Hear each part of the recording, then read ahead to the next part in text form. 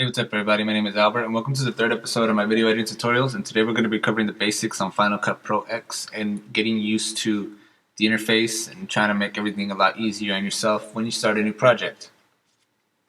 So today, let's get started. I'm going to be starting a new project and I'm going to be showing you guys my custom settings and what I use when I upload and what I edit with. So let's start a new project. You go to File, New Project, and say just put this as testing, and then usually I don't mess with the time code or default event. That's just basically if you start a new event with all your files in there. I usually don't do that. I'll show you how I import my footage. It's obviously a little different. I don't use what Final Cut Pro gives me as a default.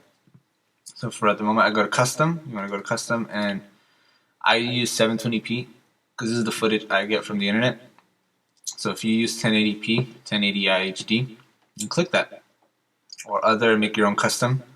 The resolution for YouTube is 1280 by 720. That's the minimum. If you go to 1080p, it's going to ask. That's the regular size right there. Any of these would work. It all depending on the footage you're importing. If you're getting it from your own camera, or from some customer or somebody that's asking you to video edit for them, and that's the default settings that they give you. For 720p, I recommend 30 frames per second. If you're going any higher than that, you want to go to 60 frames per second. Hopefully your computer can handle it. And then if not, it's going to look choppy on the timeline. Then usually I go to custom, and this is what I work with: stereo, 48, and then Apple ProRes. Click OK. So we got a new timeline, or a new project, excuse me, with an empty timeline. Alright, and we're going to go and import some footage. This is the way I do it. I usually go to Finder, and I have my own footage right here. We're just going back to my NBA folder. I would grab it and drag it. The other way you could do it is you go to File, and you go to Import or Command-I, and then you would do the same thing and look for the file name or wherever it's located at. So for instance, let's go to, I got this, it's a small file, it's 88 megabytes. Some Carmelo Anthony footage. I'm going to lower the volume down because I don't want it to overpower what I'm saying. So you would go to this little bar right here, and you would just drag it all the way down. Try to grab it though, it's annoying when you miss it. And as you see in the background, 58% is rendering in the background, which is probably one of the best things about Final Cut Pro, is that you don't have to wait until the end to render it all. It's already rendering in the background, which makes your render time when you're done with your video a lot faster, and I mean a lot faster. Usually when it would take me on Sony Vegas Pro 11, it would take me maybe like 2-3 hours to render a 5-minute mixtape. It takes me maybe 2 minutes, but it's a significant decrease in time. And the file size is great. It ain't that big, and the quality is always nice. Over here to basically where your mouse tool is, you got select, trim, position, range selection. I don't use this, or the trim. I mean, I started checking what it's all about. And at the blade tool, zoom, and then the hand. So to select tool, say you can move this. Obviously, you see how the bar is. It won't let you move it anywhere. The reason why it doesn't let you move it anywhere is because there's no other footage, or there's no other blank black spots right here. And what I mean by blank black spots is this. Say we go to the blade tool, which you would click B with. Say I click cut. If I move it with the A tool, it won't go nowhere. Same thing. If I move it over here to the front, watch. See that blue bar? It drags it over there. Okay. If I move it with the position tool, see that black bar? This is where you can move this, and it's it's something there, but not there, if that makes sense, which it shouldn't. But when you move it with the A tool, the selection tool, you can drag it in between. And so I have clips right here, and it go back to a blank spot. So you'd have to fill this in, which kind of gets annoying. But once you get used to Final Cut Pro, you can use this to your advantage. Instead of having to zoom in, the way I'm zooming in right now is Command Z, and that's Command Z. The Command plus, I'm sorry. Command Z is to undo. Command plus, and you'd zoom in. Instead of dragging the footage, say I would go with the position tool, and this is what you have to be precise with. You would have to zoom in, and then try to match it all the way right there, which you can do, but it gets annoying. See, like right there, it's fine. Let's say I undo that, Command Z. Okay, go back. You just click the A tool and you just drag it right there. So you see that little black icon, there you go. It's the same thing, it's much faster. So you just gotta know your mouse keys. And if you know your mouse keys, your editing is gonna go so fast. It makes your time much quicker. Especially when you're breaking down footage and cutting it, which to me is probably the most annoying part of editing. It's just a long process. Once you get that done, you know, the project's halfway done. The difficult parts are already done. So I just deleted those things. Way 2 is obviously to cut, and you can obviously zoom in, or you can hover over it and you can see your clips going. Click the space bar to play. Click at the pause. Go back to the position tool. Usually what I use to move around. Zoom. I mean, I don't click this. You can obviously do it with Z, or you can go back to the bottom corner right here and you can zoom in and out with this little navigation bar. But I don't like that. I usually use Command Z. It makes my video editing much quicker. Why do I keep saying Command Z?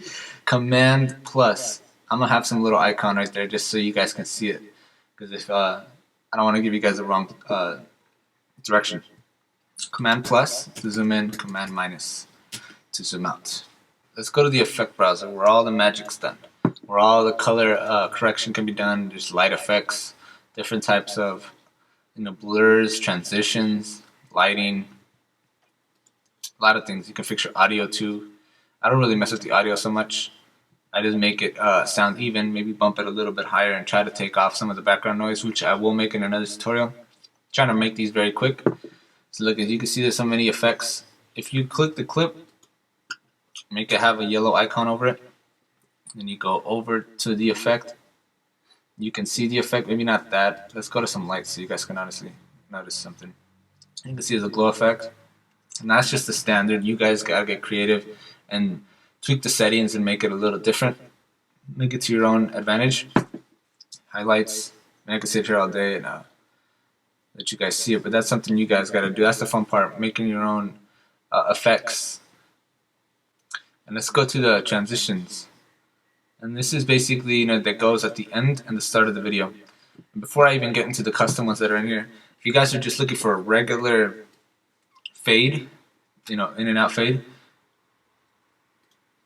go to the end of it and click Command T. But if you want it on both ends, click Command T and the whole thing, just click the whole clip, Command T. See, create transition. This won't pop up. The only reason why that popped up is because I have clips and something next to it. As you can see, it kind of hovered over this black bar, which doesn't mean anything because it's black. It's the same thing. If I had this clip right here, click Command Z. Say if I had this, delete that and go back. Command T. See, it'll ask me again, but this time, look at it. Let's go Command Z or Command plus again. Here we go with the mistakes. Command plus to zoom in. You can see the fade in there. I would never do it like this, but that's one way to do it. Let's go to the very end. If you want to customize it and just have it on one end, Command T. Just make sure you only click in the ends.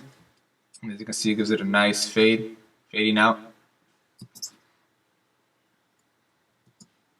Command Z to undo. And then Command minus to zoom out. And then there's the text section.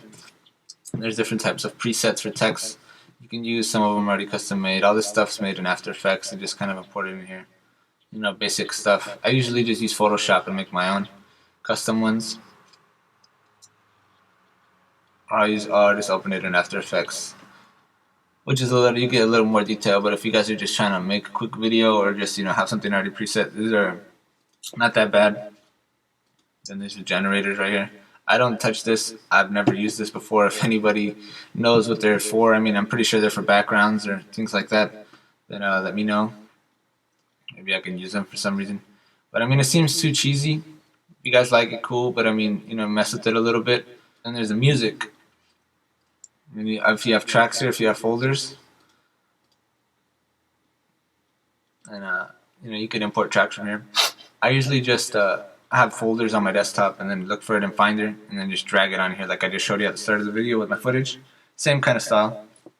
Makes it much quicker for me. I organize my stuff outside of Final Cut Pro before I even import it instead of looking it through here through the search bar. It feels like a waste of time. I'd rather feel organized and know where my stuff's at from the start. And then if you guys want to crop, say you get footage from YouTube or just some site and it's 480p, usually you're gonna get it something around right there. You click this little crop transform tool and say that's the stock footage right there. That's how it came. You'd click the footage and then you'd click transform and then you would zoom it out. Grab it from the corner to stretch it out evenly so the video still looks okay when you're stretching it out at an angle. If you do this, it's gonna look stupid.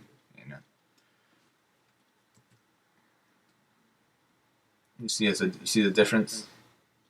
Making it bigger instead of wider. That's pretty dumb right there. Then you can crop too. Go to the crop tool over here. Then you can obviously cut what you want. So yeah, if you guys can click that like and subscribe button, I will get more in detail with this. I will have tutorials and I will have a lot of giveaways. I have a lot of stock footage and I have a lot of transitions that are pre-made and transitions that are not in here. These are kind of cheesy. I have some more light transitions that I showed in my introduction video, and I will be having a big package and giving that away. I have a lot of plugins that I will give away. I'm not charging anything, just giving it away if you guys want it. All you gotta do is subscribe and like the video to support the series, and I'll get back to you guys soon.